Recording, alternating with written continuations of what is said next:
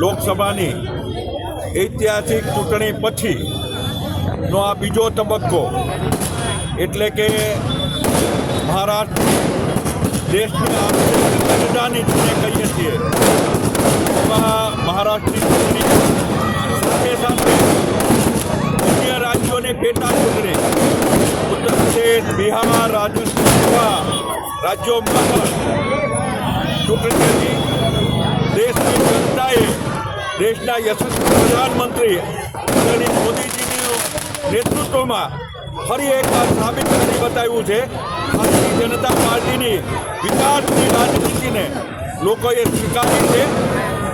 આપણે મહારાષ્ટ્રમાં જોઈએ કે પૂર્વના ભવિષ્ય આખા મહારાષ્ટ્રમાં પટ્ટો લહેરાઈ ગયો છે.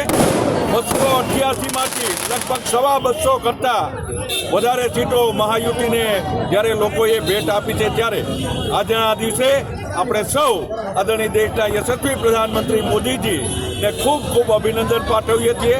સાથે સાથે ભારતીય જનતા પાર્ટીના સૌ કાર્યકર્તાઓ મતદારોએ અન્ય રાજ્યો જેવા કે યુપીમાં પણ લગભગ 10માંથી 7 સીટો, રાજસ્થાનમાં પણ 80% સીટો, બિહારમાં પણ 80% સીટો ભારતીય જનતા પાર્ટીને મળે છે. ગુજરાતમાં પણ વાવ વિધાનસભાની ચૂંટણીમાં ભારતીય જનતા પાર્ટીનો જ્વલંત વિજય થયો છે ત્યારે ભારતીય જનતા પાર્ટી ભાવનગર મહાનગર આ વિજયના વધામણા અહીંયા રૂપમ ચોક ખાતે કર્યો છે.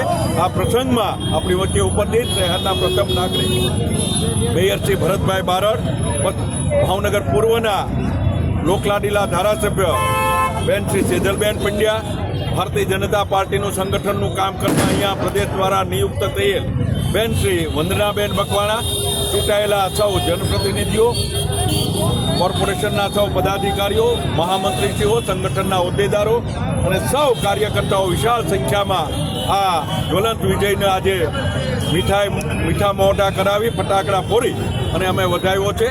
આગામી સમયમાં પણ જે ઇલેક્શનો આવશે ત્યારે આના ઉપરથી સાબિત થયું કે માત્ર ને માત્ર સમગ્ર દેશમાં ભારતીય જનતા પાર્ટી સિવાય લોકોને બીજું કોઈ વસ્તુ ધ્યાન આવતું નથી. વિકાસની રાજનીતિ, સૌનો સાથ, સૌનો વિકાસ આ અમારું સૂત્ર છે. એને લઈ પ્રજાનો પણ આ તકે અમે વિશેષ આભાર માનીએ છીએ. ભારત માતા કી જય.